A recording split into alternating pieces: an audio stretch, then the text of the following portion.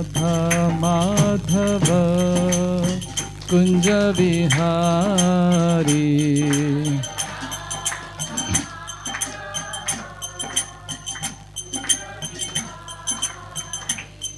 जय गोपी जन वल्लभ गिरिवरधारी।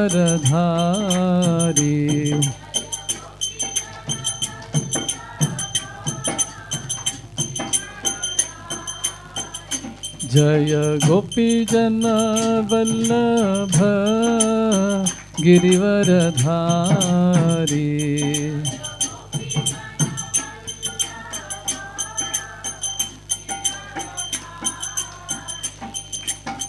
यशोदानंदन ब्रज जन रंजना।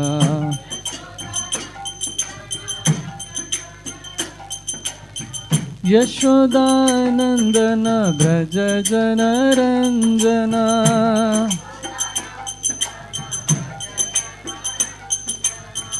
यमुना तीरा वनचारी।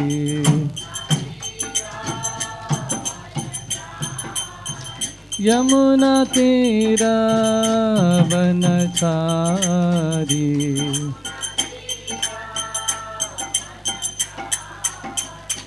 जय राधा माधव कुंज बिहारी। जय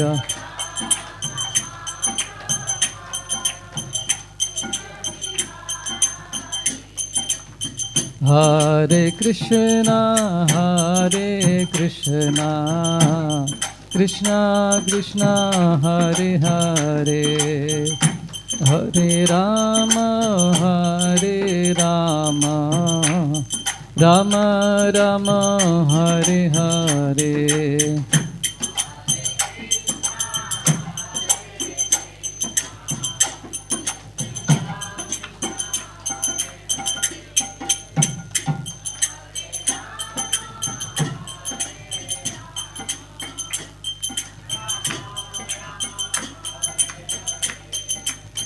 हरे कृष्णा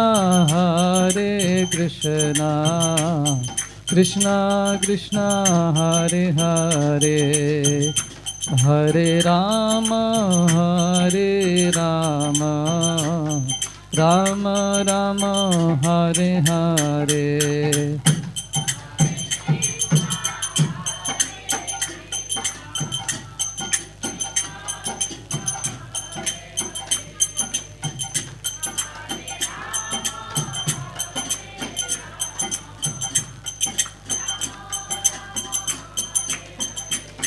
हरे कृष्णा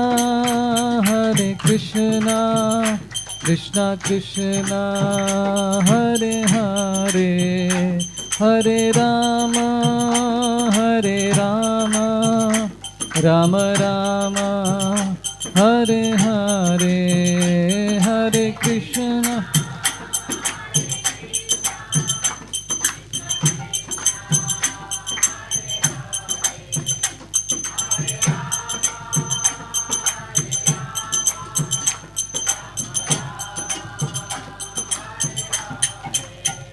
जय राधा गोपीनाथ राधा गोपीनाथ राधे।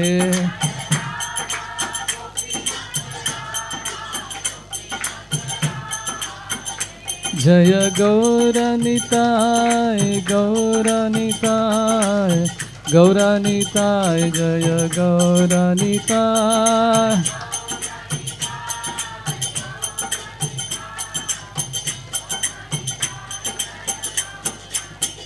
जय जय प्रभुपाद प्रभुपाद प्रभुपाद जय जय प्रभुपाद।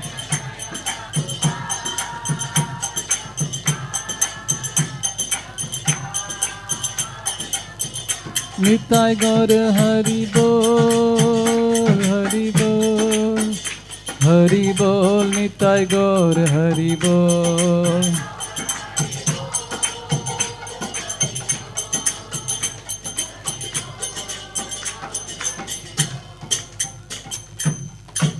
हरि नाम संकीर्तन की। श्री श्री राधा गोपीनाथ भगवान की जय, श्रील प्रभुपाद की जय, हिताय गौर प्रेमानंदी। ओम अज्ञानतिमिरन्धस्य ज्ञानाञ्जनशलाकाय चक्षुरुन्मिलितं येन तस्मै श्रीगुरवे नमः। श्रीचैतन्यमनोभीष्टं स्थापितं येन भूतले स्वयं रूपा कदा मह्यं ददाति स्वपदान्तिकं। वन्देऽहं श्रीगुरो श्रीयुतापदकमलं श्रीगुरुं वैष्णवांश्च श्रीरूपं साग्रजातां सहगना रघुनाथान्वितां तं सजीवं साद्वैतं सावधूतं परिजनासहितं कृष्णचैतन्यदेवं श्रीराधा कृष्णपादान् सहगना ललिता श्रीविशाखान्वितांश्च। हे कृष्णा करुणा सिंधु दीनबंधु जगत्पते गोपेशा गोपिका कांता राधा कांता नमोस्तुते। तप्त कांचन गौरांगी राधे वृंदावनेश्वरी वृषभानुसुते देवी प्रणमामि हरिप्रिय। नमो विष्णुपादाय कृष्णपृष्ठाय भूतले श्रीमते भक्तिवेदांत स्वामिनिते नामिने। नमस्ते सरस्वते देवे गौरवाणी प्रचारिणे निर्विशेषा शून्यवादी पाश्चात्य देशतारिणे। जय श्री कृष्ण चैतन्य प्रभु नित्यानंद श्री अद्वैत गदाधर शिवासाधि गौर भक्तवृंद। हरे कृष्णा कृष्णा कृष्णा हरे हरे, हरे राम राम राम हरे हरे। हरे कृष्णा कृष्णा कृष्णा हरे हरे, हरे राम राम राम हरे हरे। हरे कृष्णा कृष्णा कृष्णा हरे हरे, हरे राम राम राम हरे हरे। मूकं करोति वाचालं पंगुं लंघयते गिरिं यत्कृपातमहं वन्दे श्रीगुरुं दीनतारिणं परमानन्दमाधवं श्रीचैतन्य ईश्वरम्।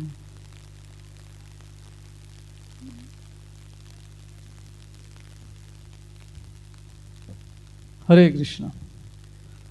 तो आप सभी का स्वागत है हमारे साप्ताहिक सत्संग प्रोग्राम में। तो हमारी जो श्रृंखला है भगवत गीता के ऊपर जो हम चर्चा कर रहे हैं उसको कंटिन्यू करेंगे। तो भगवत गीता के दूसरे अध्याय में हम लोग हैं। 47 श्लोक तक हमने कंप्लीट किया है। 48वां श्लोक आज हम लोग करेंगे 48। अगर आपको याद रहेगा तो हमने नया एक सेक्शन चालू किया था लास्ट टाइम। किसी को याद है क्या सेक्शन था? आर्ट ऑफ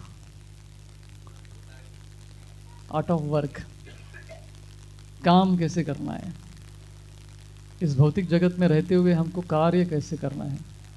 तो लास्ट टाइम हमने जो फेमस श्लोक है कर्मण्येवाधिकारस्ते मां फलेषु कदाचन, वो वाला श्लोक किया था, राइट। तो उसको ही कंटिन्यू करते हुए कृष्ण अगला श्लोक यहाँ पे बताते हैं और यहाँ पे योगा की परिभाषा देते हैं। योगा का मतलब क्या है बताते हैं। योगस्थ कुरु कर्माणि संगम त्यक्त्वा धनंजय सिद्ध्या सिद्ध्यो समो भूत्वा समत्वम योग उच्यते। तो इस श्लोक में कृष्ण कह रहे हैं, जनरली हम लोग योगा शब्द सुनते तो योगा का मतलब क्या होता है? जोड़ना। वो एक्सरसाइज वाला चीज नहीं था, योगासन वाला चीज नहीं। आप लोग पुराने भक्त हैं उसलिए आपको पूछ रहे हैं। नए लोगों को योगा मतलब वही आसन प्राणायाम वगैरह वही होता है। लेकिन डिवोटीज हम लोग काफी समय से सुनते हैं योगा मतलब ज्वाइन करना, जोड़ना। तो जोड़ने के लिए कितने लोग की आवश्यकता पड़ती है?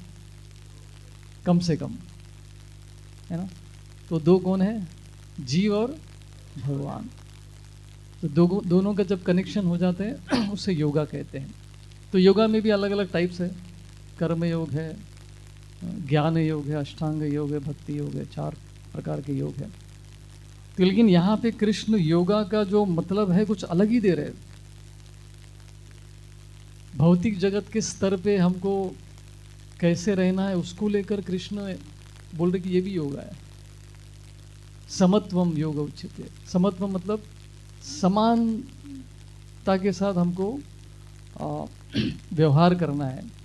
कैसे परिस्थिति में? सिद्ध्या सिद्ध्यो, चाहे सिद्धि मिले या नहीं मिले। सिद्धि मतलब आपके कार्य सफल हो, असिद्धि मतलब आपके कार्य असफल रहे, सफल या असफल हो। राइट। योगस्थ कुरु कर्माणि संगम त्यक्त्वा धनंजय। संगम मतलब क्या है?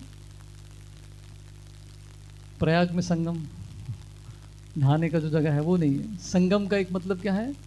आसक्ति, अटैचमेंट। तो यहां पे क्या बोले? संगम त्यक्त्वा। त्यक्त्वा मतलब छोड़ने का। आसक्ति को छोड़ के हमको कार्य करना है। आसक्ति किसके प्रति छोड़ना है? सिद्ध्या सिद्ध्यो।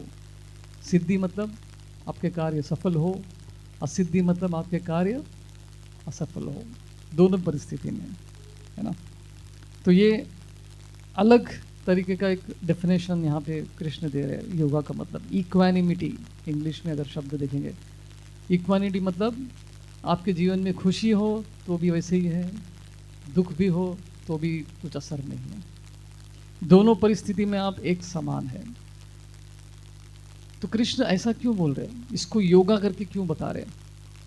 योगा तो भगवान से जुड़ा हुआ चीज होना चाहिए, भक्ति योगा होना चाहिए या किसी टाइप का एक योगा होना चाहिए। लेकिन यहाँ पे समत्वम को लेकर कृष्ण योगा बोल रहे हैं। राइट। तो ऐसा क्यों बोल रहे हैं? तो जनरली योगा मतलब कॉन्सेंट्रेट करना है माइंड को किसी एक चीज़ में, भगवान में, अपने इंद्रियों पर कंट्रोल करके, ऐसा होता है। लेकिन यहाँ पर इंटरेस्टिंग चीज़ बता रहे हैं। तो बेसिकली क्या बता रहे हैं कि इस भौतिक जगत में रहते हुए हमारा डिस्पोजिशन कैसे होना चाहिए, हमको कैसे यहाँ पे व्यवहार करना है भौतिक जगत में। तो भौतिक जगत में किस प्रकार से हम व्यवहार करते हैं, आपके आध्यात्म में भी वो असर करता है।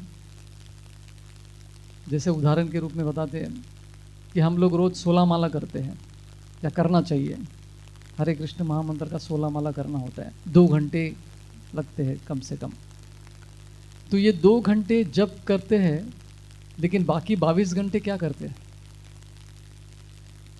व्यवहार, दुनिया के साथ आपका व्यवहार, आदान प्रदान, अलग अलग चीज़ें हम लोग करते हैं। लोगों के साथ किस तरह से व्यवहार करते हैं, मन में हमारे विचारधाराएं कैसी है।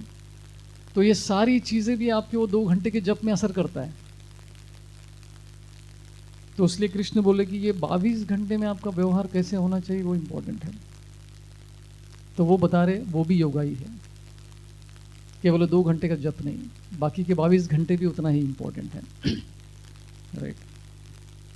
तो भौतिक जगत के जो वस्तुएं हैं या फिर हमारे जो कनेक्शंस है, उससे जितना हम आसक्ति करेंगे उतना हम भगवान पे ध्यान नहीं लगा पाएंगे। तो अभी हमारी स्थिति कैसी है? रेलवे ट्रैक की जैसी है। रेलवे ट्रैक में कितने पटरी होते हैं? 2 होते हैं ना, एक से तो नहीं चलेगा। तो 2 पटरियां होती है। तो ये 2 पटरियां क्या है? अपने जीवन का है पटरी है ये दोनों भी।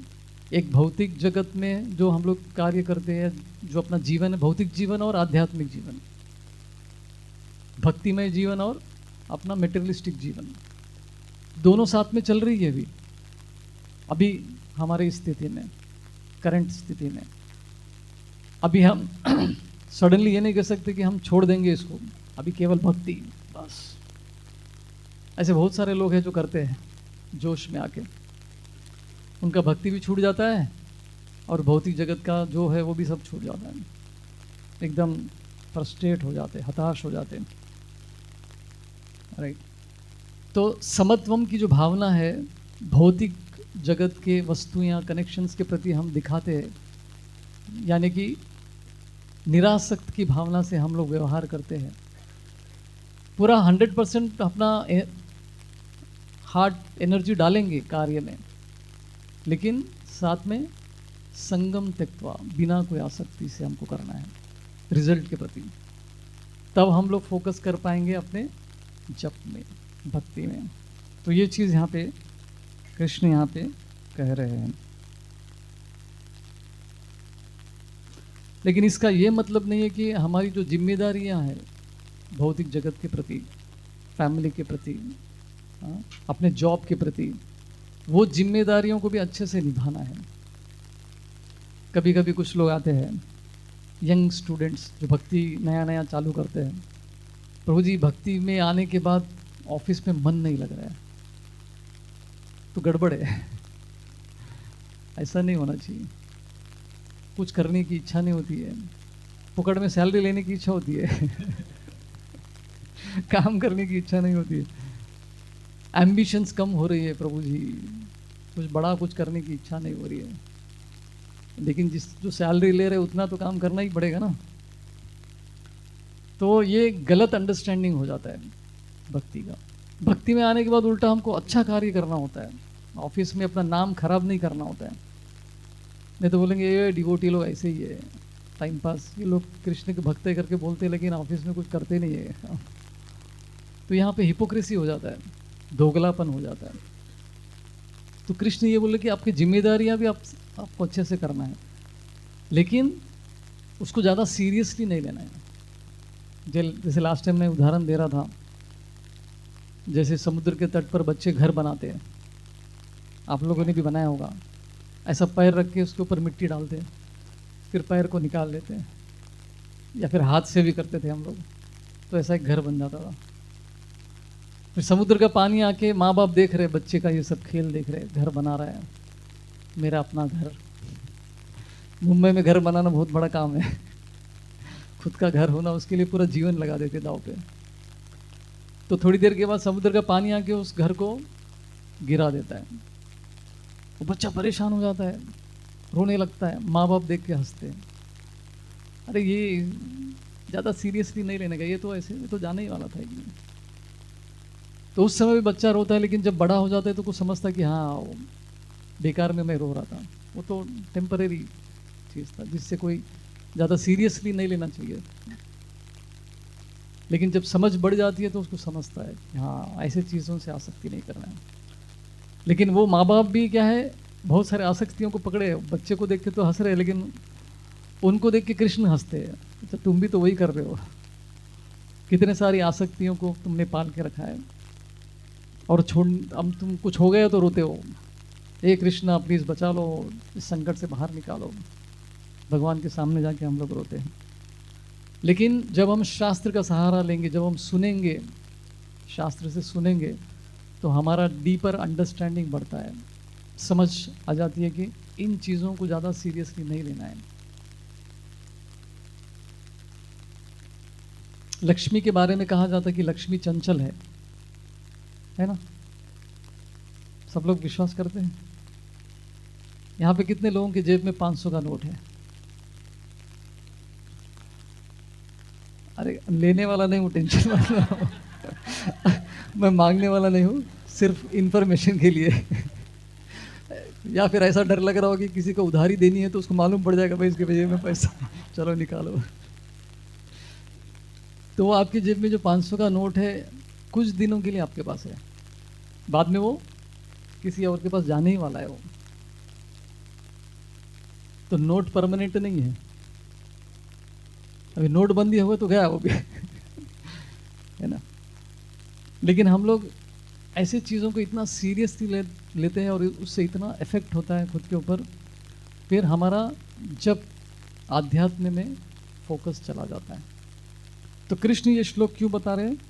भक्ति में अगर फोकस चाहिए, आपको अच्छे से भक्ति करना है, भगवान की आराधना अच्छे से करना है, तो संगम त्यक्त्वा धनंजय, तो अटैचमेंट त्यागना है। किसके प्रति? काम के प्रति नहीं, काम करना है उसके रिजल्ट्स के प्रति। कभी सफल हुआ तो ठीक है, नहीं हुआ तो भी ठीक है, जो इच्छा तुम्हारी। है ना। तो ऐसे महान लोगों के जीवन से हमको समझ में आता है कि उदाहरण के रूप में श्रील प्रभुपाद, उनका उदाहरण लीजिए। उनको उनके गुरु भक्ति सिद्धांत सरस्वती ठाकुर ने उपदेश दिया था। क्या पहली बार जब मिले थे तो क्या बताया उन्होंने? पाश्चात्य देश में जाइए, अंग्रेजी भाषा में शास्त्र का ज्ञान पूरी दुनिया भर में बांटिए, प्रचार कीजिए। तो कई साल हो गए प्रभुपाद जी उस पर कार्य किए नहीं, अभी मन में था उनके कि एक दिन करना ही है। तो जब उन्होंने इंडिया में स्टार्ट किया, इंडिया में झांसी में पहली बार उन्होंने प्रचार करने का प्रयत्न किया था, झांसी में। और वहाँ पे एक संस्था भी खोल दिया था उन्होंने, लीग ऑफ डिवोटीज के नाम से। बड़े मुश्किल से लोग आते थे प्रोग्राम में, किसी को इंटरेस्ट नहीं था इंडिया में। क्या क्या बहाने करते लोग सत्संग में नहीं आने के लिए? टाइम नहीं है। तो प्रभुपाद को भी ऐसे ही लोग बोले थे, टाइम नहीं है। और क्या बहाने करते हैं हम लोग? अरे लास्ट हफ्ते तो आया, अभी हर हफ्ते थोड़ी आना है। इस बार छुट्टी, अलग अलग बहाने, घूमने जाना है वगैरह वगैरह। तो प्रभुपाद को भी इतना आसान नहीं था प्रचार करना। बड़े मुश्किल से एक व्यक्ति मिला था, आचार्य प्रभाकर करके उसका नाम था। तो प्रभुपाद ने उसको दीक्षा दिया, एक ही डिसाइपल उनका बना था। लेकिन बाद में वो भी डिस्कनेक्ट हो गया। तो प्रभुपाद जी एक तरह से देखेंगे तो वो फेल हो गए प्रचार में। उनके गुरु ने इतना बड़ा इंस्ट्रक्शन दिया लेकिन वो कर नहीं पाए। लेकिन वो निराश नहीं हुए, हताश नहीं हुए। उन्होंने फिर से ट्राई किया, और इस बार कहाँ ट्राई किया? वो डायरेक्टली बाहर के देश चले गए, अमेरिका चले गए।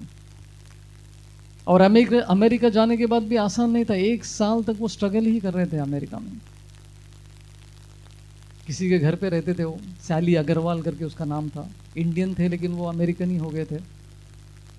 उनके पति गोपाल अग्रवाल, जो प्रभुपाद के फ्रेंड के पुत्र थे, वो गोपाल अग्रवाल। तो उनके घर में रहने को मिला प्रभुपाद को। तो उनके घर में स्थिति कैसी थी? उनके प्रभुपाद को जो खाना जो बनाते थे उसको फ्रिज में रखना पड़ता था कभी कभी, और उनके फ्रिज में नॉन वेजिटेरियन भी रहता था, लेकिन अलग जगह पे प्रभुपाद जी रखते थे। इतना सब संघर्ष था, इतना आसान नहीं था। भगवान के शुद्ध भक्त देखो क्या चल रहा है यहाँ पे। तो बहुत संघर्ष किया, यहाँ तक कि वो जहाँ पे फिर 1 साल के बाद वो न्यूयॉर्क चले गए, और वहाँ पे उनको तो मारने का प्रयत्न किया गया था। एक व्यक्ति तो मारने का, चाकू से मारने का प्रयत्न किया प्रभुपाद को। तो प्रभुपाद को जो सफलता प्राप्त हुई वो एक दिन में नहीं हुआ, बहुत संघर्ष किया। उसके बाद फिर वो 1 साल 1.5 साल के संघर्ष के बाद उन्होंने जो भी अभी हम देखते हैं वो सफलता प्राप्त की। लेकिन दोनों स्थिति में भी प्रभुपाद जी एक समान थे। और ये प्रचार का कार्य स्टार्ट करने के पहले प्रभुपाद जी बिजनेस करते थे, मेडिसिन का, ड्रग्स का। ड्रग्स मतलब वो मेडिसिन वाले। तो पूरा उनका बिजनेस पूरा फेल हो गया। इलाहाबाद में उन्होंने अपना खोल के रखा था, सब फेल हो गया। मतलब 0 हो गया था उनका बैंक बैलेंस। रास्ते पे आ गए थे प्रभुपाद जी। तो तब भी वो विचलित नहीं हुए, कोशिश करते गए। और बाद में जब उनको सफलता मिली तो इतना, 40 रुपए लेकर गए थे अमेरिका, तो 40 करोड़ के फिर वो मालिक बन गए। लेकिन दोनों स्थिति में भी उनकी विचारधारा, उनका सोच कैसा था? उनका एक समान, समत्वम योग उच्चते। क्योंकि वो कृष्ण के लिए कर रहे थे। उनको पता है कि ये मेरा कुछ भी नहीं है, सब कुछ कृष्ण के लिए है। तो ये समत्वम की भावना हम कैसे लेके आ सकते हैं? जब अपने जीवन में कृष्ण है, अपने जीवन का केंद्र जब कृष्ण बन जाते हैं, सेंटर कृष्ण बनते हैं, तब ये भावना आ सकती है समत्वम की। नहीं तो इतना आसान नहीं है, राइट। तो यहाँ पे कृष्ण जो कि स्वयं भगवान है, अर्जुन को बोल रहे कि तुम फाइट करो, युद्ध करो, हारने और जीतने के बारे में मत सोचो। जितना हम हार और जीत के बारे में सोचेंगे उतना ही हम लोग फिर टेंशन में आ जाएंगे। क्या होगा पता नहीं, क्या होगा पता नहीं, क्या होगा पता नहीं, राइट। तो रियल योगा क्या है? प्रभुपाद जी उस परपोर्ट में बताते हैं। रियल योगा मतलब क्या है? कृष्ण की बातों को सुन के उसको जीवन में अमल करना, इसी को योगा, रियल योगा कहते हैं। राइट। तो भगवान की भक्ति मतलब भगवान कभी भी कुछ भी बोल सकते हैं आपको करने के लिए। महाभारत के युद्ध में युधिष्ठिर महाराज को कृष्ण कहते कि आप झूठ बोलो, अश्वत्थामा मर गया करके झूठ बोलो। तो वो तो बोले कि मैं जीवन में कभी झूठ नहीं बोला, आप ऐसे कैसे बोलूंगा मैं। तो वो इतने धार्मिक व्यक्ति थे युधिष्ठिर महाराज, उनका जो रथ था हवा में उड़ता था, जमीन को टच भी नहीं करता था, इतने शुद्ध, इतने पावरफुल थे वो। और कृष्ण उनको बोले कि झूठ बोलो, तो उनको वो सोच रहे थे झूठ बोलूं कि नहीं बोलूं। रियल योगा क्या है, कृष्ण ने जो बोला वो करना है बस। इसके लिए क्या चाहिए, सरेंडर चाहिए, शरणागति चाहिए, हाई लेवल का सरेंडर चाहिए इसके लिए। तो बाद में वो संकोच, तो फिर कृष्ण ने आइडिया लगाया। एक हाथी था जिसका नाम, हाथी को क्या कहते हैं, अश्वत्थ कहते हैं। तो भीम को बोल दिया कि जाके अश्वत्था को मार दो, वो हाथी को मार दो और आके न्यूज़ फैला दो पूरा सोशल मीडिया के ऊपर कि ऐसे अश्वत्थामा मर गया करके। तो भीम सोचते नहीं थे, कृष्ण ने बोला बस इमीडिएटली निकल पड़े वो। झूठ है सच है क्या है, ज़्यादा कैलकुलेशन नहीं करते थे वो, निकल पड़े वो, सब फैला दिया उन्होंने। द्रोणाचार्य को पता चल गया कि भाई मेरा पुत्र मर गया करके न्यूज़ आ रहा है, लेकिन उनको डाउट आया ऐसा हो ही नहीं सकता है। तो उन्होंने कंफर्म करने के लिए क्या किया, युधिष्ठिर सत्यवादी है उसको पूछूंगा, वो झूठ नहीं बोलेगा, अगर वो बोलेगा तो मैं एक्सेप्ट स्वीकार करूंगा, नहीं तो नहीं। तो आए द्रोणाचार्य युधिष्ठिर महाराज के सामने पूछने के लिए। अभी युधिष्ठिर बेचारे धर्म संकट में क्या कहे क्या नहीं कहे, मन तो नहीं कह रहा कि झूठ तो कभी बोला ही नहीं था, अभी झूठ बोलने की स्थिति आ रही है। तो बोलते हैं हाँ अश्वत्थामा मर गया, नरो वा कुंजरो वा, मतलब वो नर है कि हाथी है करके ये बात जो है उन्होंने धीरे से बोला, द्रोणाचार्य को सुनाई नहीं दिया क्योंकि उनको झूठ नहीं बोलना था। तो देखो तो जैसे उन्होंने ये गड़बड़ कर दिया, उनका रथ जमीन पे आ गया, झूठ नहीं बोलने की वजह से जमीन पे आ गया। देखो तो कृष्ण, प्रभुपाद जी क्या कहते हैं, real yoga is following Krishna's dictation. अभी दूसरी तरफ से महाभारत के युद्ध में अर्जुन का एग्जाम्पल लेते हैं। जब कर्ण सामने थे, उनका रथ खराब हो गया था, फंस गया था रथ का पहिया, तो वो नीचे उतर के ट्राई करने लगे निकालने के लिए, लेकिन आप जानते कैसे उनको श्राप था वगैरह वगैरह, उसकी वजह से वो रथ हिल भी नहीं रहा था। और कृष्ण अर्जुन को बोले कि चलो मारो उसको मारो। रूल क्या था, निहत्थे आदमी को परवार नहीं करते, और जो रथ पे नहीं है, जिसके हाथ में शस्त्र भी नहीं है, उसको हम लोग उस पर वार नहीं कर सकते। ये रूल था, युद्ध का नियम था। तो यहाँ पे मारो बोल रहे हैं। तो कृष्ण थोड़ा अर्जुन थोड़ा संकोच किया कि भाई कृष्ण आप ये ऐसा क्यों बोल रहे हैं, ये तो गलत है। नहीं नहीं, फिर बाद में चांस नहीं मिलेगा, मार दो, इधर ही मार दो। तो अर्जुन ने क्या किया, मार दिया कर्ण को। कितना बड़ा रिस्क लिया आप सोच सकते हैं क्या। अर्जुन की पूरे ख्याति, पूरे दुनिया में क्या ख्याति थी, सर्वश्रेष्ठ धनुर्धर। उन्होंने अपने पूरे ख्याति को स्टेक पे लगा दिया, मतलब दाव पे लगा दिया। लोग क्या कहेंगे ये सोचा ही नहीं उन्होंने, मेरा नाम हमेशा हमेशा के लिए खराब होगा ये भी नहीं सोचा। छोटा सा एक गलती, आपका नाम खराब, क्या कर्ण को ऐसा मारा तुम्हारा अर्जुन, किस तरह का आदमी है। ऐसे ये एंगल से आप देखेंगे तो अर्जुन ने गलत काम कर दिया, निहत्थे आदमी के ऊपर वार किया, लेकिन उनका सरेंडर टॉप लेवल का सरेंडर था उनका। मेरी ख्याति गई भाड़ में, कृष्ण ने बोला मारना है बस मारना है। तो ये है योगा जो अर्जुन फॉलो किए वहां पे, हाई लेवल का सरेंडर। अपने बारे में नहीं सोच रहे थे वो, उनको आसक्ति नहीं थी कि मेरे बारे में लोग क्या कहेंगे क्या कहेंगे, क्योंकि ऑलरेडी गीता सुन चुके थे ना वो महाभारत से पहले, गीता का ज्ञान था उनके पास। संगम त्यक्त्वा धनंजया, रिजल्ट के बारे में नहीं सोचना है, लोग क्या कहेंगे उसके बारे में नहीं सोचना है, कृष्ण ने बोला है बस करना है, राइट। वर्णाश्रम के बारे में कृष्ण बताते हैं। वर्णाश्रम धर्म का उद्देश्य क्या है?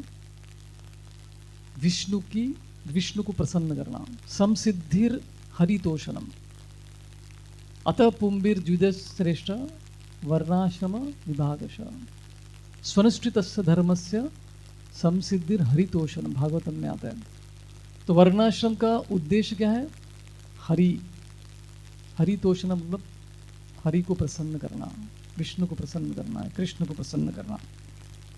तो कृष्ण को प्रसन्न करना ही रियल योगा है, बाकी सबके बारे में कैलकुलेशन करना ही नहीं है। उसको भक्ति कहते हैं, उसको सरेंडर कहते हैं।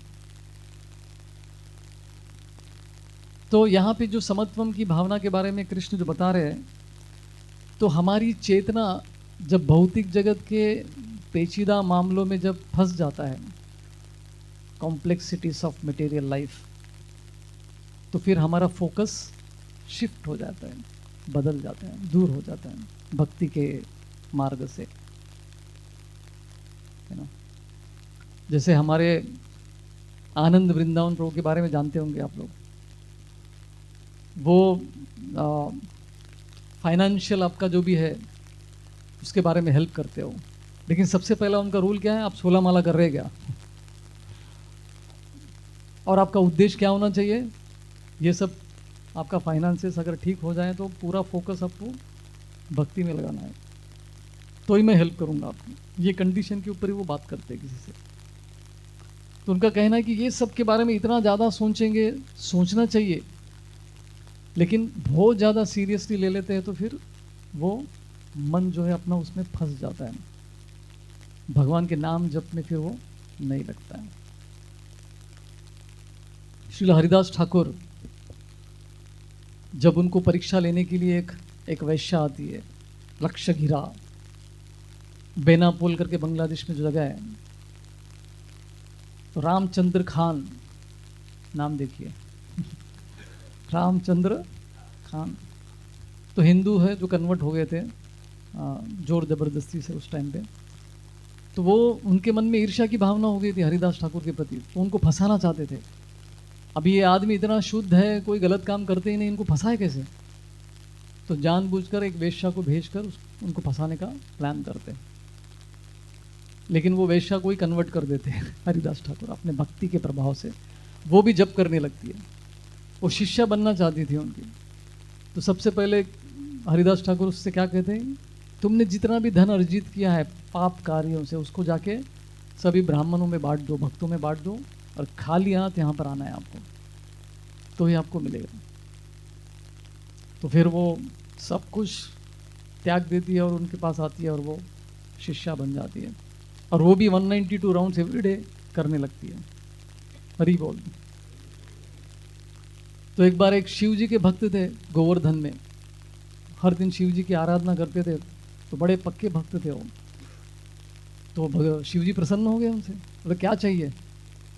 मुझे पारसमणि चाहिए।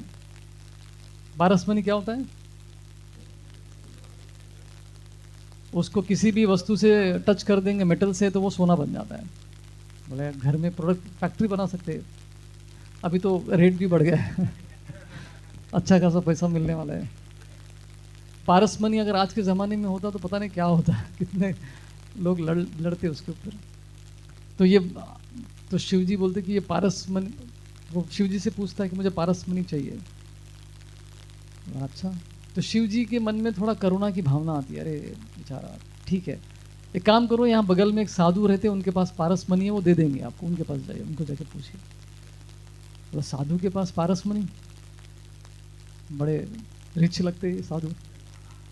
तो वो साधु के यहाँ पे जाते हैं आश्रम में, और वो साधु कौन थे?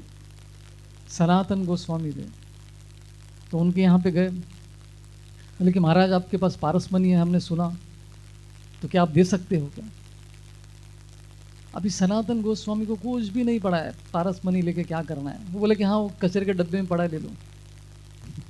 कहाँ रखा? उसको लॉकर में नहीं रखा, कचरे के डब्बे में रख दिया था उसको। तो वो गए, जाके ढूंढा, उनको मिल गया, बड़े खुश हो गए और लेके जा रहे थे।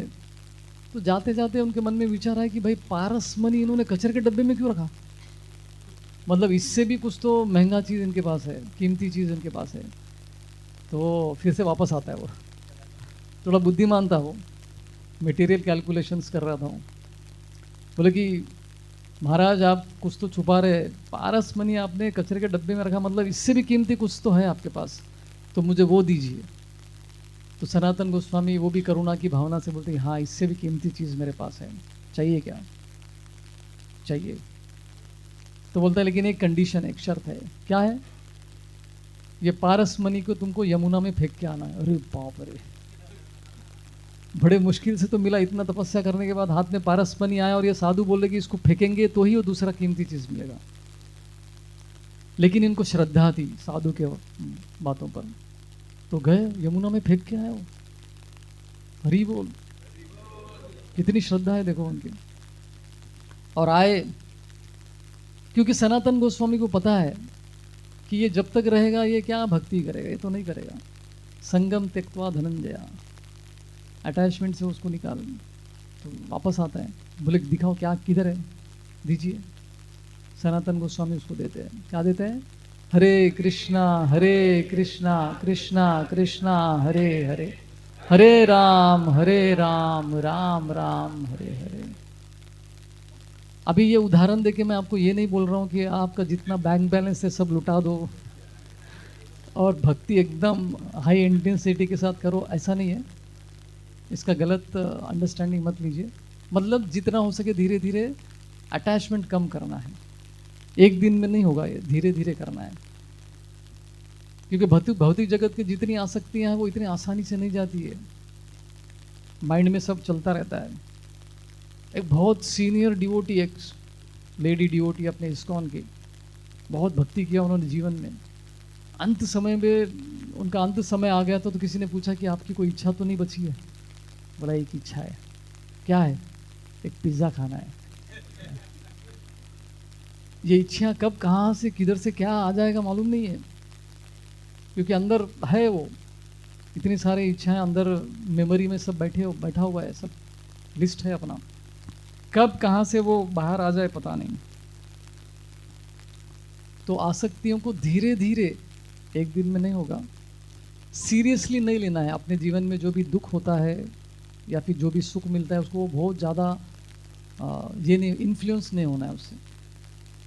लेकिन क्या इसका मतलब है हमारे अंदर इमोशंस नहीं है? अभी आपके जीवन में एकदम दुख ही दुख चल रहा है, आप ऐसा सीरियसली बैठे, कुछ नहीं हो, इमोशनलेस, ऐसा भी नहीं है। भक्ति में इमोशंस होती है, भावनाएं होती है। अभी कृष्ण ने भगवत गीता बोला, ये श्लोका बोला, अर्जुन ने भी भगवत गीता सुना और समझा। लेकिन जब अभिमन्यु की मृत्यु हो गई तो अर्जुन रोने लगे भगवत गीता इतना सब सुनने के बाद। संगम त्यक्त्वा धनंजय, किधर गया फिर वो? समत्वम योग उच्चते, जीवन में इतना बड़ा प्रॉब्लम आ गया तो रो क्यों रहे आप? कूल, फर्क नहीं पड़ना चाहिए, ऐसा नहीं है। इमोशंस व्यक्त कर सकते हैं हम लोग।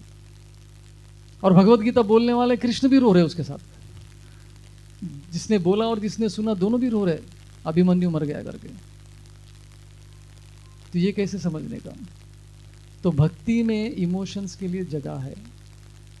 ऐसा मतलब ये नहीं कि समत्वम का ये मतलब नहीं कि जैसे योगी लोग होते स्ट्रिक्ट, फेस पे कुछ दिखता नहीं है उनके, बुरा उसके जीवन में क्या चल रहा है, अच्छा चल रहा है बुरा चल रहा है समझ में नहीं आएगा उसका फेस देख के। लेकिन भक्त को देख के आ जाता है, समझ में आता है, क्योंकि भक्त इमोशंस को व्यक्त करता है। लेकिन इस भक्त जो है फिर आसक्ति नहीं करता है, इमोशंस को व्यक्त करना भी कोई प्रॉब्लम नहीं है उसमें। फिर उसके बाद अर्जुन ने क्या किया? रोने के बाद अगले दिन युद्ध पे गए कि नहीं गए? गए। अपने कर्तव्यों का पालन किया, कर्तव्यों को त्याग नहीं किया। बेटा मर गया करके इफेक्ट नहीं हुआ उनको, अपने कर्तव्यों को आगे, भक्ति नहीं छोड़ना है। चाहे अच्छा समय या बुरा समय चल रहा हो, चलने दो, भक्ति नहीं छोड़ना है। लेकिन उस दूसरा एग्जाम्पल आप देखेंगे महाभारत में, द्रोणाचार्य को जब पता चला उसका बेटा मर गया तो उन्होंने क्या किया? युद्ध छोड़ दिया। इतना असर हो गया उनको, इफेक्ट हो गया उनको, तो शस्त्र वगैरह सब छोड़ के बैठ गए, मैं युद्ध नहीं करूंगा करके। लेकिन देखना अर्जुन देखो कैसा है, युद्ध करना, अपने कर्तव्य करना नहीं छोड़ा उन्होंने। तो ये फर्क है भक्त और अभक्त में। महान व्यक्ति है द्रोणाचार्य, लेकिन अर्जुन का जो सरेंडर जो है लेवल भक्ति का वो अलग है, अलग स्तर पे है। तो बहुत ज़्यादा सुख हुए तो एक्साइट नहीं होना है, और बहुत ज़्यादा दुख हुए तो एजिटेट नहीं होना है। दोनों स्थिति में भी हम लोग लाइफ के प्रॉब्लम्स को बहुत ज़्यादा सीरियसली नहीं लेना चाहिए, ये चीज़ बता रहे। तभी हम योगा, भगवान की भक्ति में ध्यान लगा पाएंगे, राइट। तो स्टेइंग फोकस्ड, तो ये पूरे श्लोक का सार क्या है? हाउ टू स्टे फोकस, भक्ति में फोकस कैसे रहना है, भौतिक जगत में रहते हुए कार्य कैसे करना है, असर नहीं होना। जैसे उदाहरण किसका देते हैं? कमल के फूल का उदाहरण देते हैं ना। कमल के फूल का गुण क्या होता है? पानी में रहता है, लेकिन पानी को टच भी नहीं करता है वो, उसको पानी टच नहीं कर पाता है, निकल जाता है वो अब्जॉर्ब नहीं करता है पानी को। तो इसी तरह से हमको भौतिक कीचड़ में रहता है, लेकिन कीचड़ उसको असर नहीं करता है। हमारे राधा गोपीनाथ प्रभु बोलते हैं, be in this world but don't be of this world. इस भौतिक जगत में रहना है, लेकिन ऑफ दिस वर्ल्ड मतलब इस जगत को इतना इससे आसक्ति मत करो कि भाई कुछ भी हो रहा है तो आपको तकलीफ हो जाता है। अभी हमारी विडंबना देखिए, हमारे पास जो वस्तुएं हैं उसको भी कुछ हो गए तो हमको ये होता है। आप ट्रेन में जा रहे, ट्रैवल कर रहे हैं, उतर गए, सीढ़ी चढ़ गए ऊपर, फिर बाद में आपको याद आया आपका मोबाइल रह गया लोकल ट्रेन में, तो क्या होगा आपका हालत? हार्ट अटैक ही आएगा। आज के ज़माने में इतनी आसक्ति है, मतलब टेंशन में आ जाते हैं हम लोग, बार बार जेब में हाथ जाता रहता है कि नहीं भाई? एक तो है कि कॉल आया कि नहीं गया, दूसरा है कि मोबाइल है कि नहीं पहले। इतना डर लगता है। नया कार आप लेकर आए, घर के बाहर रखे, बार बार खिड़की से देख रहे कार है कि नहीं, कोई इसके ऊपर स्क्रैच तो नहीं कर रहा, कोई ये तो नहीं कर रहा है। उस पर किसी ने एक स्क्रैच कर दिया कार के ऊपर, आपको दर्द होता है। अरे वो वस्तु को कुछ हुआ है तो आपको क्यों असर हो रहा है, क्यों आसक्ति है? ये बोलना आसान है, लेकिन आसक्तियों से दूर होना इतना आसान नहीं है। तो कृष्ण क्या बोल रहे हैं कि ये प्रैक्टिस करना, प्रारंभ करना है कहीं ना कहीं। तो राइट, स्टेइंग फोकस्ड इन भक्ति, भक्ति में फोकस, ध्यान लगाना है। तो भौतिक जगत के कार्यों को जो रिजल्ट है उसके प्रति ज़्यादा टेंशन नहीं लेना है। कार्य कैसे करना है कुशलता के साथ, उसके ऊपर फोकस डालना है। रिजल्ट के टाइम पे भगवान के ऊपर छोड़ना है। जो इच्छा तो मानो, जो हमारे कर्म है, हमारे भाग्य में, वो तो मिलने वाला है, उसको बदल नहीं सकते। बहुत लोग क्या करते कि अभी मैं मेहनत कर रहा हूँ तो मुझे उसका रिजल्ट मिल रहा है, लेकिन गलत है ये। अभी हमको जो रिजल्ट मिल रहा है वो कब का रिजल्ट मिल रहा है? पिछले कर्मों का रिजल्ट अभी मिल रहा है। हम सोचते कि अभी मैं इतना मेहनत करके आया, मेरे को भी मिलना चाहिए। नहीं नहीं, पहले आपने जो कर लिया है उसके बदले में आपको ये मिल रहा है। ये क्लियर होना चाहिए, है ना। तो यही चीज़ें यहाँ पे कृष्ण इस श्लोक में बता रहे। समत्वम योग उच्यते, तो भौतिक जगत के जो व्यवहार है उसमें समत्वम की भावना होनी है, इक्वानिमिटी की भावना होनी है, रिजल्ट के प्रति डिटैचमेंट, निरासक्त की भावना से हमको कार्य करना है। कार्य में पूरा 100% एफर्ट डालना है, वहाँ पे कमी नहीं होनी चाहिए। तभी हम लोग भक्ति के कार्य में फोकस कर पाएंगे। तो यही चीज़ यहाँ पे कृष्ण इस श्लोक में बता रहे हैं। अभी कल श्रील अद्वैत आचार्य जी का जन्मदिन का सेलिब्रेशन है कल, तो मैं सोच रहा था कि उनके बारे में भी कुछ बताऊं। तो अद्वैत आचार्य कौन है? पंच तत्व में से एक है ना। तो वो भी एक विष्णु तत्व ही है, विष्णु के एक अंश है वो, कारणोदक्षाई विष्णु या फिर महाविष्णु के अवतार है। शिव जी और महाविष्णु के कंबाइंड अवतार है, दोनों के अंश उनके अंदर है। तो ये दोनों पर्सनालिटीज कौन है? महाविष्णु और शिव जी कौन है? ये दोनों पर्सनालिटी जो है भौतिक जगत से उनका कनेक्शन है। तो भौतिक जगत का जो मेंटेनेंस है, एक मेंटेनेंस देखते हैं, एक डिस्ट्रक्शन देखते हैं। तो दोनों भौतिक जगत को संभाल रहे हैं, राइट। तो वो इनकारनेशन, वो अवतार है अद्वैताचार्य। विष्णु तत्व ही है वो, इसलिए पंच तत्वों में से वो भी एक तत्व वहाँ पे उनको ये किया जाता है। तो महाविष्णु होने के बाद भी जब वो नवद्वीप में थे तो उनको लग रहा था कि नवद्वीप के लोग कितना माया में हैं, सबके पास इतना धन दौलत है, लेकिन सभी लोग इंद्र तृप्ति में लगे हैं, मजा मस्ती में लगे हुए हैं। और उस समय पे स्थिति कैसी थी, इतना पैसा था, लोगों को पता नहीं क्या करना है। गुड्डे गुड़ियों की शादी कर रहे थे, कुत्ते बिल्ली की शादी कर रहे हो, धूमधाम से होगी, 56 भोग का फीस्ट के साथ, इतना पैसा लुटा रहे थे वो लोग। तो अद्वैताचार्य सब देख के भाई इनका उद्धार कैसे होगा। स्वयं विष्णु है लेकिन वो सोच रहे कि इनका उद्धार कैसा होगा। तब उन्होंने निश्चय किया कि हे कृष्ण, आप ही आएंगे तो कुछ हो सकता है इनका। तो अद्वैताचार्य क्या करने लगे, कृष्ण को बुलाने लगे। शांतिपुर में गंगा के तट पे अपने घर के पास शालिग्राम शिला को रोज गंगा जल चढ़ा रहे थे, पूजा कर रहे थे तुलसी पत्र डाल के, और जोर जोर से पुकारने लगे, हे कृष्ण प्लीज आइए, इस भौतिक जगत के लोगों को आप बचाइए, उनका उद्धार कीजिए। तो उनकी पुकार सुन के कृष्ण को आना पड़ा चैतन्य महाप्रभु के रूप में 500 साल पहले। तो चैतन्य महाप्रभु को का इधर अवतरित होने का एक कारण क्या है, अद्वैताचार्य।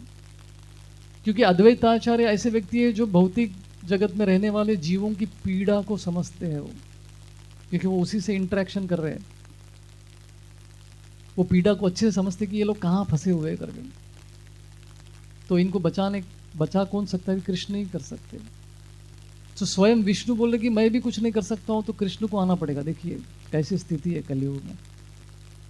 तो उनकी पुकार सुन के जो है चैतन्य महाप्रभु आए, वो भी एक कारण है महाप्रभु के आने का। तो अद्वैताचार्य चैतन्य महाप्रभु से 50-60 साल उम्र में ज़्यादा थे, वो बहुत पहले उनका अवतार हो गया था। तो उनकी 2 पत्नियां थी, श्री और सीता देवी, 2 पत्नियां थी। सीता देवी के बारे में हम लोग ज़्यादा सुनते हैं। ये दोनों कौन है, सीता देवी जो है योग माया का अवतार है, और ये उनका एक अंश जो है उनकी दूसरी पत्नी थी श्री करके। तो बचपन में जब वो अद्वैताचार्य छोटे उम्र के थे, तो जब उनके गांव में दुर्गा जी का मंदिर होता था, तो मंदिर के सामने से आते थे, उनके दोस्त वगैरह सब लोग दंडवत करते थे। अद्वैताचार्य दंडवती नहीं करते थे। तो उनके दोस्त बोले, अरे तुम बहुत घमंडी हो, देवी का मंदिर है, दंडवत क्यों नहीं करते? बोला मैं नहीं करूँगा मैं। तो वहाँ के जो लोकल राजा थे उन तक बात पहुँची, ये तो बहुत घमंडी टाइप व्यक्ति है, देवी के मंदिर के सामने माथा नहीं टेक रहा है। बोला कि मैं नहीं टेक सकता। उनको मालूम नहीं वो उनकी पत्नी है दुर्गा देवी, उनके सामने ये माथा टेकेंगे तो वो टेंशन में आ जाएगी। तो एक बार जबरदस्ती जो है उनको माथा टेकना पड़ा। जैसे माथा टेक दिया, वो मंदिर के विग्रह विस्फोट हो गए, फाड़ गए। तो टॉयलेट नहीं कर पाई दुर्गा देवी। उनके बचपन की स्टोरी से अद्वैताचार्य के।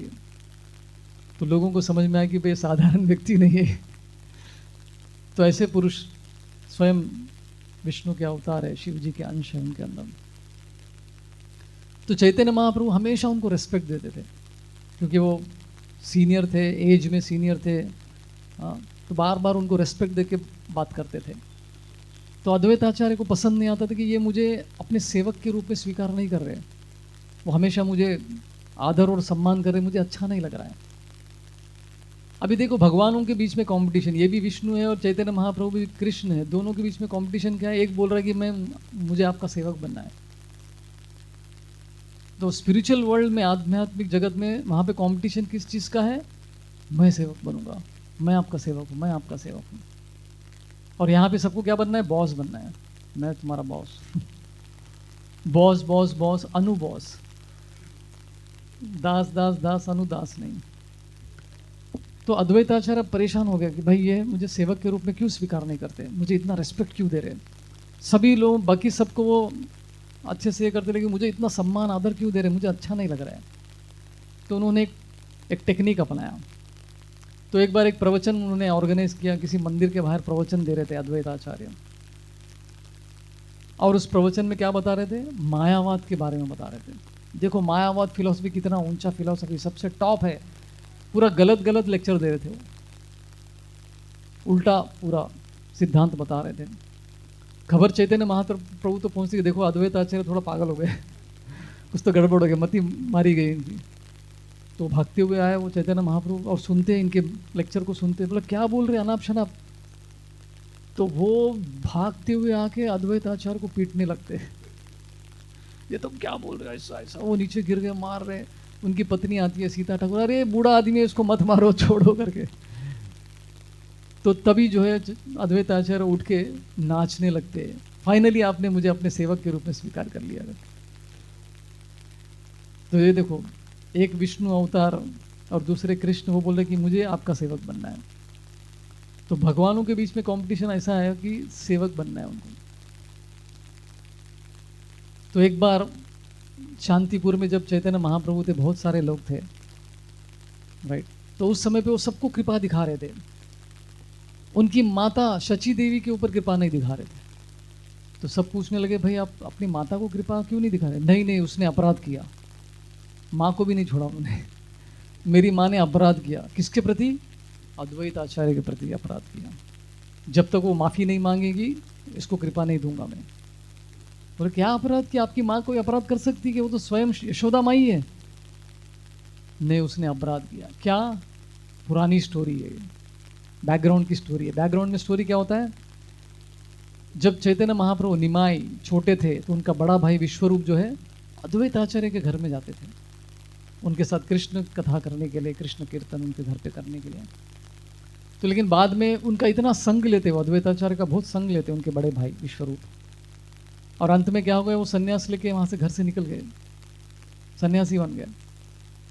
तो उनके मन में उसने विचार किया, तो सची माता ने विचार किया, अद्वैत आचार्य की वजह से मेरा बड़ा बेटा मेरे को छोड़ के चला गया, मेरा छोटा बेटा भी उनसे बहुत मिल रहा है आजकल पता नहीं वो भी जाएगा। तो मन में अपराध हो गया उनका।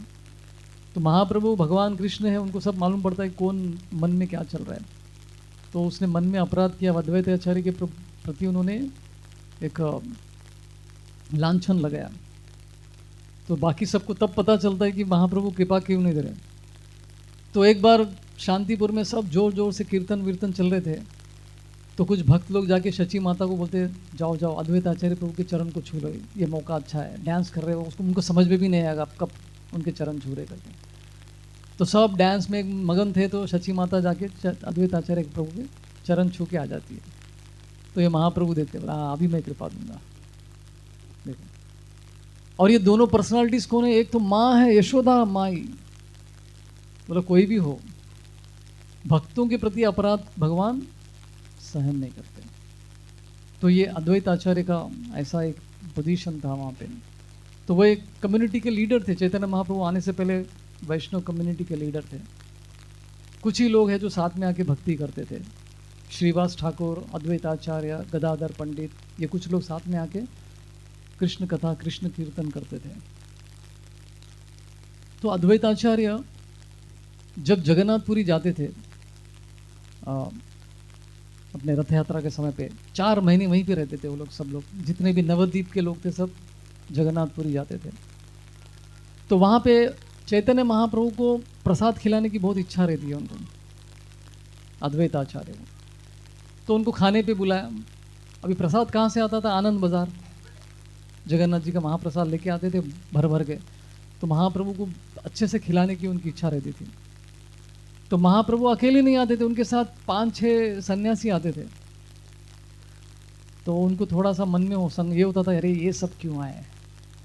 वो सब भी भक्त लोग ही थे, लेकिन मुझे महाप्रभु को अच्छे से खिलाना है।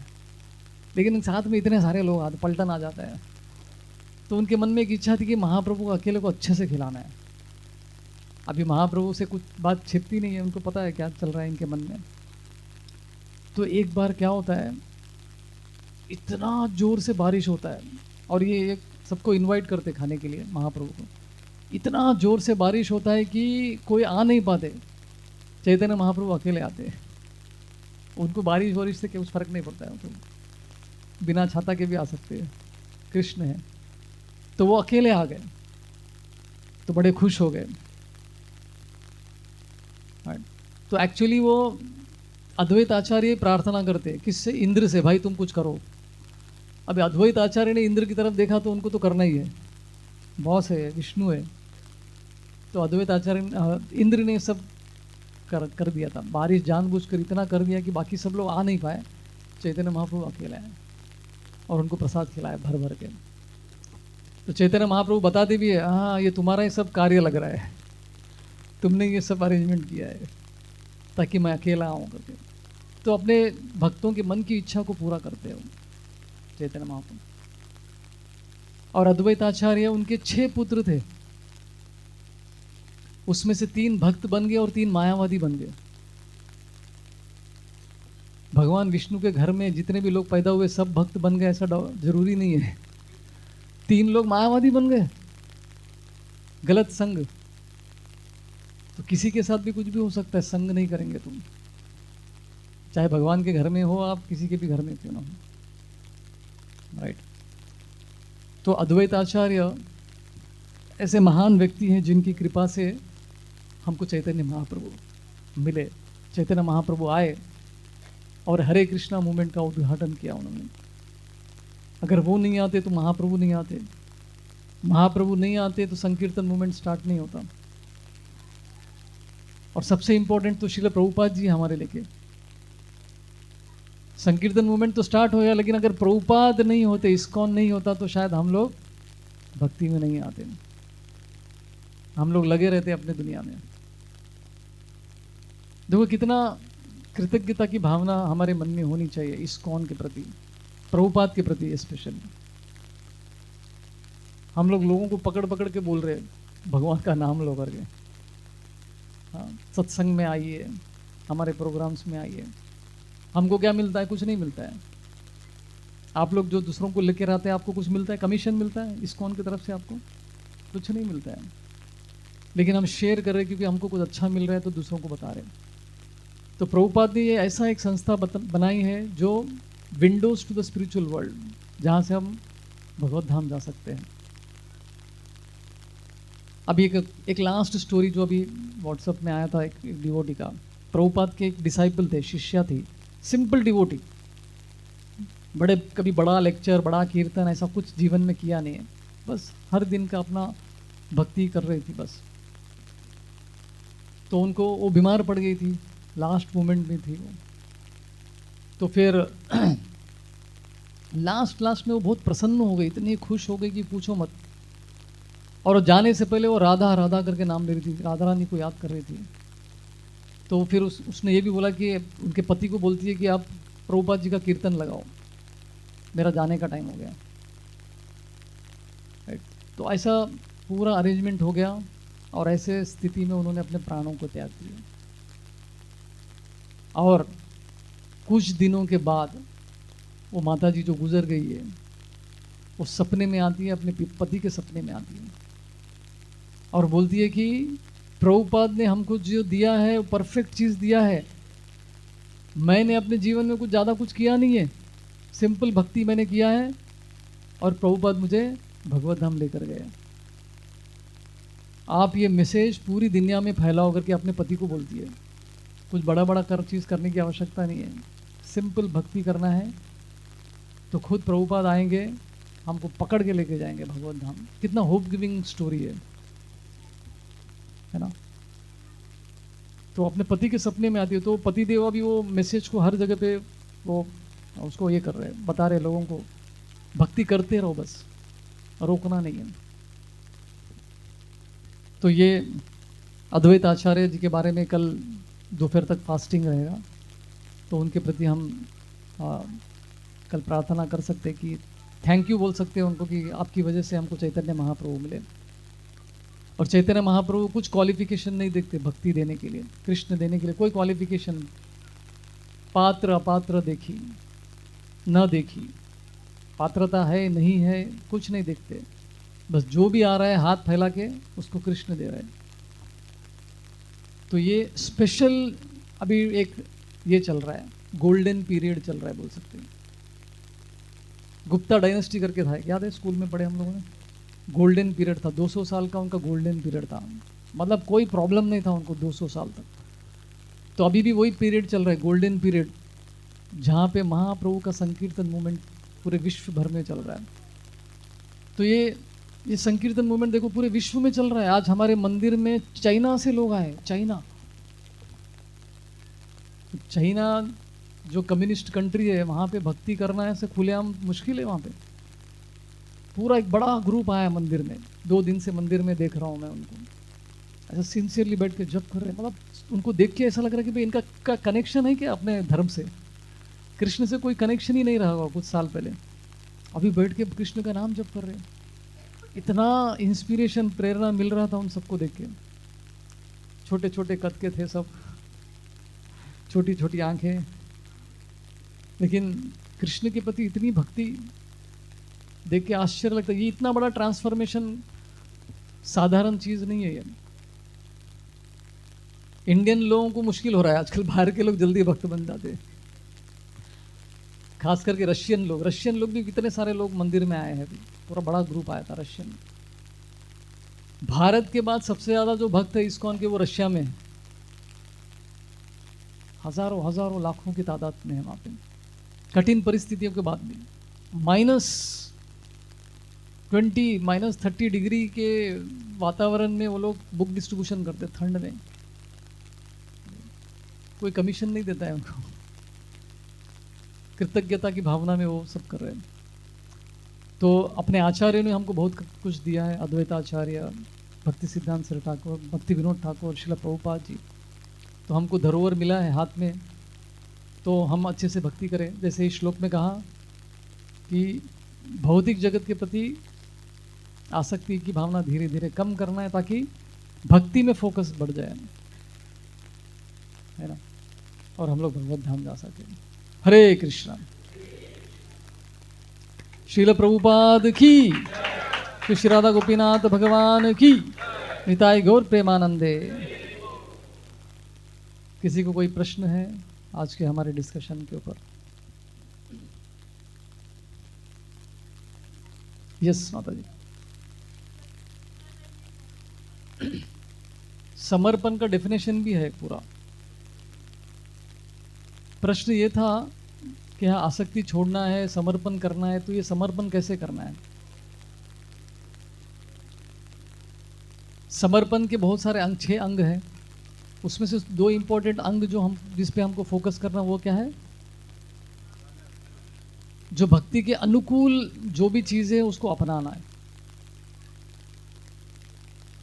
भक्ति के लिए जो भी ज़रूरी चीज़ है उसको रेगुलरली करते रहना है। ऐसा नहीं कि एक दिन बैठ के पूरा 24 घंटे हम जप कर रहे फिर दूसरे दिन कुछ नहीं कर रहे, ऐसा नहीं। हर दिन करना है कंसिस्टेंटली, जो आपको बताया गया उतना कीजिए, वही सरेंडर है। ज़्यादा बहुत बड़ा चीज़ कुछ नहीं करना है। जो मैंने एक स्टोरी बोला है प्रभुपाद की शिष्या के बारे में, वो रोज़ 64 माला नहीं करती थी, 16 माला ही करती थी वो, क्योंकि प्रभुपाद ने कहा और उन्होंने फॉलो किया। सिंपल भक्ति करना है। सरेंडर मतलब भक्ति के लिए जो भी अनुकूल चीज़ें हैं वो करना है, उसको अपनाना है। अनुकूल्यस्य क्या है? संकल्प। प्रतिकूल्यस्य वर्जनम। तो अनुकूल चीज़ों को अपनाना है, प्रतिकूल जो भक्ति के लिए अच्छा नहीं है उसको त्यागना है। अभी आप ही लिस्ट बनाइए, भक्ति के लिए क्या अनुकूल है, भक्ति के लिए क्या प्रतिकूल है। मोबाइल कम से कम यूज़ करेंगे, वो भक्ति के लिए प्रतिकूल है ना वो मोबाइल तो प्रयत्न कर रहे हैं, तो वही सरेंडर हो जाएगा अपना। मोबाइल में कम टाइम स्पेंड करना ये अपने लिए सरेंडर है आज के ज़माने में। बहुत बड़ा चीज़ करने की ज़रूरत नहीं है, पहले ये चीज़ों से चालू करना है। अनुकूल्य से संकल्प, प्रतिकूल्य से वर्जनम। भक्ति के 2 प्रमुख अंग है सरेंडर के लिए। तो ये इस पे ध्यान देना है हमको। रेगुलर सत्संग प्रोग्राम में आना है, रेगुलर शास्त्र पढ़ना है, एकादशी का पालन करना है, भक्तों का संग लेना है, भक्तों के साथ लड़ाई झगड़ा नहीं करना है, किसी के प्रति अपराध नहीं करना है, किसी की निंदा नहीं करना है। बहुत बड़ा लिस्ट हो गया तो यही चीज़ें करनी है बस। बड़ा लेक्चर देने की आवश्यकता नहीं है। अभी हम लोगों को कुछ काम धंधा नहीं है तो हम लोग देते हैं थोड़ा इतने सालों से शास्त्र का अध्ययन कर रहे मंदिर में, तो इसका कुछ तो सेवा के रूप में हमको करना पड़ेगा ना। हम भी आश्रम में ज्वाइन होने के बाद में 1 साल हमने टॉयलेट घिसा है उधर, दूसरे लोग जिसमें बैठ के उठते हैं उसको भी धोया। 1 साल तक टॉयलेट क्लीनिंग किया है हम लोगों ने। 1 साल तक लोकल ट्रेन में बुक डिस्ट्रीब्यूशन किया हम लोगों ने, चिल्ला चिल्ला के बुक्स दे रहे थे। कितने लोगों ने हमको डांटा, चिल्लाया, गाली दिया। और मंदिर में रोज हम लोग जो नीचे हमारा कोर्टयार्ड है उसको धोते थे हम लोग 1 साल तक रोज। मंदिर में आटा भूनते थे। तो ये लेक्चर अभी दे रहे हैं हम, आपको दिख रहा है, लेकिन ये सब भी बैकग्राउंड में हमने किया है। आप लोगों ने भी किया है, यहाँ के भक्तों ने भी किया है। इतना प्रसादम कुकिंग होता है, हमको बना रेडीमेड मिल जाता है खाने के लिए, लेकिन दोपहर से लगे हैं यहाँ पे भक्त लोग। तो मेहनत करना है भगवत धाम। पहले सबसे इंपॉर्टेंट गुण क्या है भगवत धाम जाने के लिए? जाने की इच्छा होनी चाहिए। पहले जाने की इच्छा है तो बाकी सब चीज़ें आ जाएंगे। वो इच्छा को स्ट्रांग बनाना है रोज। तो ये इच्छा स्ट्रांग बनाने का वही प्रॉब्लम है, सबसे बड़ा प्रॉब्लम वही है, इच्छा नहीं है, स्ट्रांग नहीं है अपना इच्छा जाने का। भला नेवल कॉलोनी में क्या कंफर्टेबल लाइफ है, कितना शुद्ध हवा मिलता है यहाँ पे। बाहर जाओ कितना पोल्यूशन है, इतना बड़ा ग्राउंड है खेलने के लिए, इतने पेड़ है, सब फैसिलिटीज है, 9 to 6 जॉब है। किसको मिलता है ऐसा फैसिलिटी? तो बाद में जाते अभी टाइम है। सरेंडर को हम लोग पोस्टपोन करते रहते, कल करते हैं। फिर कल जब आता है तो कल भी वही बोलते कल करते हैं। वैसा पोस्ट डेटेड चेक आगे का तारीख देते रहते, तारीख पे तारीख सॉरी सरेंडर के लिए भी हम लोग सेम फॉर्मूला यूज़ करते हैं, आगे का डेट, आज नहीं कल करते हैं। आज थोड़ा एंजॉय कर लेते, सब ठीक है ना। अभी मैं हट्टा कट्टा हूँ, कुछ प्रॉब्लम ही नहीं है लाइफ में, अभी इतना इंटेंसिटी के साथ क्यों करने का, देखते हैं ना बाद में करते हैं।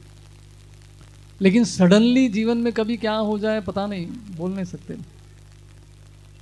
तो ये समझ जो है कभी कभी दिमाग से निकल जाता है, तो फिर हम लोग सुस्त हो जाते, थोड़ा सा ढीले पड़ जाते हैं। उसलिए नित्यम भागवत सेवा इंपॉर्टेंट है, रोज भागवत पढ़ना चाहिए। तो बार बार हमको पंच मिलता रहता है, अरे भौतिक जगत रहने लायक जगह नहीं है, यहाँ से निकलना है, यहाँ से निकलना है। तो वो नित्यम भागवत सेवा करने से वो डिज़ायर स्ट्रांग बनेगा। और हफ्ते में 1 दिन सत्संग में आने का, भक्तों का संग करना है, सेवा करना है, तो फिर डिज़ायर स्ट्रांग बनेगा और एक दिन कृष्ण हेल्प करेंगे हमको। हरे कृष्ण।